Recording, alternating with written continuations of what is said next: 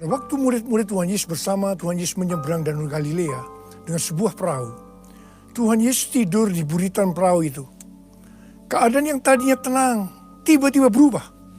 Angin taufan datang menerpa, ombak besar datang, dan air masuk ke dalam perahu. Murid-murid sangat ketakutan dan membangunkan Tuhan Yesus sambil berkata, "Tolong guru, apakah engkau tidak peduli kalau kami binasa?" Tuhan Yesus bangun dan dia menghardik angin itu dan berkata kepada danau itu, "Diam, tenanglah." Apa yang terjadi? Angin itu reda dan danau menjadi teduh sekali. Tuhan Yesus berkata kepada murid-muridnya, "Mengapa kamu begitu takut? Mengapa kamu tidak percaya?" Mereka menjadi sangat takut dan berkata seorang kepada lainnya, "Siapakah gerangan orang ini? Sehingga angin dan danau pun taat kepadanya." Sekarang Tuhan Yesus menyuruh saya untuk melakukan seperti apa yang telah dilakukan oleh Tuhan Yesus, yaitu dengan menghardik badai itu dan berkata, "Diam, tenanglah."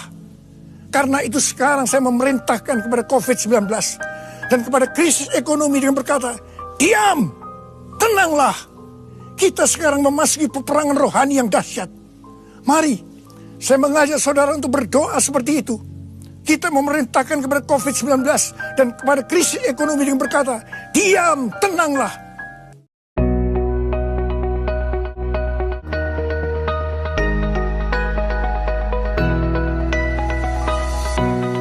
Wah, sok mau yang suara Tuhan seperti orang itu ngomong. Padahal yang Anda bilang ya, pendeta-pendeta bilang Tuhan berkata kepada saya, itu saya yakin itu Tuhan nggak ngomong sama dia loh.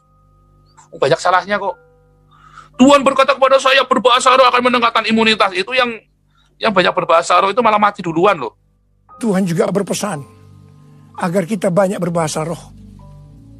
Sebab sesuai dengan penyelidikan yang dilakukan oleh ahli bedah otak dari Oral Roberts University, bahwa orang yang berbahasa roh akan meningkatkan sistem imunnya sebesar 35-40%. Sehingga tidak mudah terinfeksi COVID-19. Karena dia menantang. Tuhan bilangnya lain, tapi dia nantang. Dia nantang Tuhan.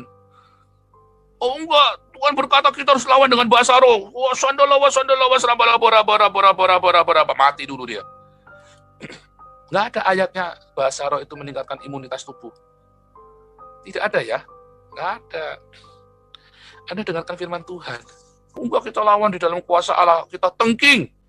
Anda tahu kenapa COVID itu datang? Kenapa Tuhan izinkan COVID itu datang ke seluruh dunia? Seluruh dunia loh. Seluruh dunia. Oh, itu konspirasi dari iblis. Oh, salah. Nggak bisa. Kalau nggak izin Tuhan, nggak bisa aja pokoknya. Kalau Anda kan percaya Tuhan Maha Kuasa, jangan bilang bahwa Freemason lebih berkuasa dari Tuhan loh. Wah, berarti Anda sesat kalau Anda berkata Freemason bisa nyeting ini semua. Kalau bukan izin Tuhan, nggak bisa pokoknya. Kenapa Tuhan izinkan? Anda tanya, mengapa Tuhan?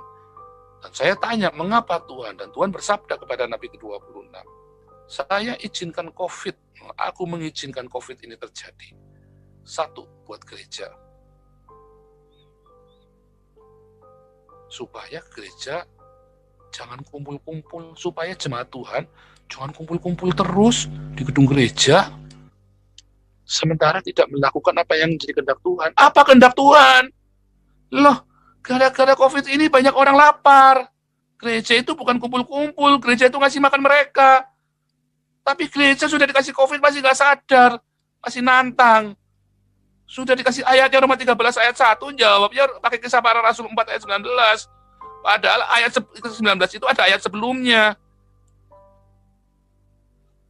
Makanya akhirnya pendetanya mati. Nah, begitu Tuhan ngomong sama saya. Itu pendetanya dosa Tuhan. Kenapa bisa mati kena COVID? Karena dia melanggar Roma 13 ayat 1. Dia pakai alasannya Kisah Rasul 4 ayat 19. Padahal Kisah Rasul 4 ayat 19 ada ayat sebelumnya. Tapi dia tutup mata. Kenapa? Gelap mata. Karena kalau sampai gerejanya sampai nggak ada yang pergi ke gereja kan kolektor sama perpuluhannya berkurang. Kalau pendeta GKI mah tenang-tenang saja karena gajian. Coba mana ada pendeta GKI nantang-nantang. Tenang-tenang saja karena gajian. Kalau pendeta-pendeta Pentakosta karismatik kan nggak gajian, pusing mereka. Kok perpuluhannya kolektenya berkurang. Nah itu. Karena hatimu ada pada perpuluhan dan kolekte. Nah di kesempatan ini aku izinkan melanda gereja COVID ini. Supaya aku memberi kesempatan kamu, hai gereja, hai hamba-hamba Tuhan, supaya kamu jangan aku usir dari kerajaan sorga. Aku memberi kesempatan kamu untuk berdiakonia. Ini mumpung ada kesempatan untuk berdiakonia. Kamu dikasih kesempatan, harusnya kan kamu senang. Tapi kamu malah minta Tuhan untuk bikin mujizat. Wah, tengking-tengking. Nggak bisa. Lawang aku yang izinkan terjadi, kok kamu malah tengking-tengking. Ini terjadi buat kebaikanmu sendiri, supaya kamu punya kesempatan untuk berdiakonia. Tapi kan kamu malah sibuk bikin seminar. Nah, bikin seminar apa? Seminar konspirasi. Oh, ini konspirasi iblis. Bukan, ini Tuhan izinkan. Supaya gereja berdiakonia nolong jemaatnya yang nggak bisa makan, yang nggak bisa bayar sekolah, yang di PHK. Saling bahu-membahu. Oh, pendetanya juga lapar, makanya saling bahu-membahu, koordinasi. Via Zoom, via WhatsApp. Itu yang sekolah di rumah. Jangan sampai nyolong handphone. Orang tuanya dikasih handphone, gereja carikan handphone bekas. Anda yang punya handphone bekas. Tapi gereja tidak mau dengar suara Tuhan, maunya dengar suara konspirasi. Maunya dengar suara dari WhatsApp yang antara terjemahan sama bahasanya saja meleset. Itulah yang terjadi bagi gereja Tuhan sekarang ini. Makanya Tuhan izinkan COVID ini masih terus, sampai gereja sadar untuk berdiakonia. Nanti COVID itu berhenti sendiri. Begitu sabda Tuhan kepada Nabi ke-26. Kalau ada seorang perempuan bisa ngaku-ngaku dengar suara Tuhan, apalagi saya, boleh toh. Boleh-boleh saja, tinggal Anda uji saja. Nubuatannya Nabi ke-26, apa nubuatannya Pak Niko dan Gilbert yang benar. Ya kan? Nah, kan kita tinggal diuji, saling menguji. Bukan menantang, bukan. Nggak boleh kita nantang-nantang sombong. Semua nubuatan itu harus diuji. Anda tinggal mau ngusir COVID dengan bahasa roh, atau Anda mau ngusir COVID dengan diakonia. COVID itu akan berhenti sendiri kalau diakonia Anda. Haleluya, ayo. Pendeta Insinyur Niko berkata, ya pendeta Dr. Niko berkata, bahwa COVID akan hilang dengan bahasa roh, tengking dengan bahasa roh. Pendeta Dr. Joseph Paulus Nabi ke-26 bersabda, COVID akan hilang kalau Anda berdiakonia dengan rajin. Ayo loh, marturia dan diakonia, maka COVID itu akan hilang sendiri. Ya. Umat lo mau tinggal Pak Dokter Niko.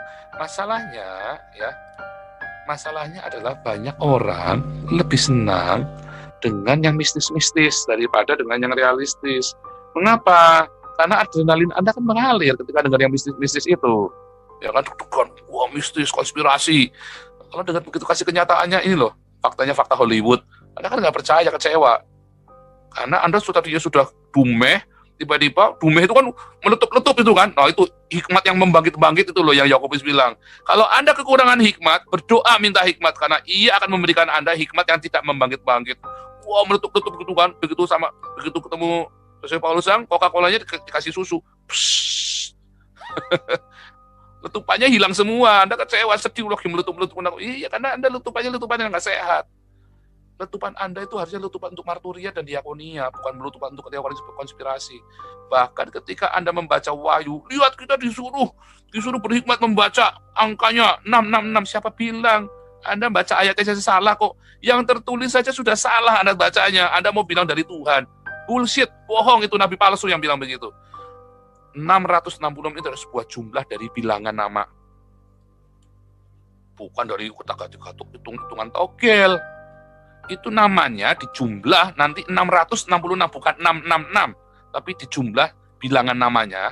Kalau ada nama pada bilangan, artinya dia adalah sebuah nama dari pakai bahasa Yunani atau pakai bahasa Ibrani. Karena nama yang punya bilangan itu cuma bahasa Ibrani dan bahasa Yunani. Letter yang juga adalah numerik itu hanya bahasa Ibrani dan bahasa Yunani. Jadi dia akan pakai bahasa Ibrani atau pakai bahasa Yunani, jumlah bilangan namanya.